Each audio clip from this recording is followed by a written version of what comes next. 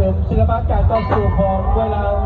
เป็นวิธีสร้างแรงบันดาลใจนักมวยเราเข้าสู่ระดับนานาชาติแล้วยกสองเริ่มแล้วต่างอาวุธต่างไฟต่างตีตีเข้าไปใส่แล้วบวกสองอยากเข้าไปแล้วโบ้เลยเราล่างสร้างวงไหนตีโต้เกณฑ์กรรมการแยกออกมาโตมูสุยิบโบคอยแล้วตอนนี้โบคอยแล้วพวกแตะลำตัวแล้วก็ประสานแข่งกัน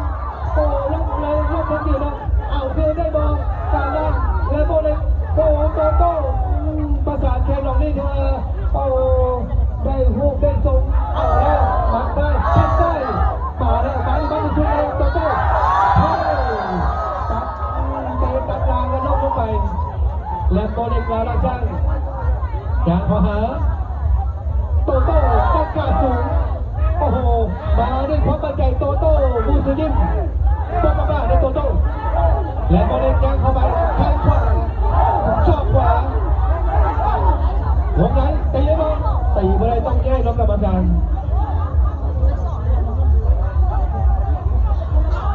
ตัดลำตัวโดดเข้าร้อยบุกลวกศอกปักศอกขวาตีเข้าได้มาสองโดนและโบเล็กแล้วละจ้าโตมูสุดินโอ้อันตรายอาการจะถึงอาการจะถึงโอ้โหกรรมการต้องมาเด็กโอ้โหพาไปไหนโอ้ไปเหยียบสายไม้เส้นใหญ่โตมูสุดินโอ้เข้าแรงแทงเจ็บรับนาทีครับน้องเอาเพื่อนแล้วขึ้นแล้วจากที่ว่าเสียนับแปดขึ้นแล้ววงในโอ้โห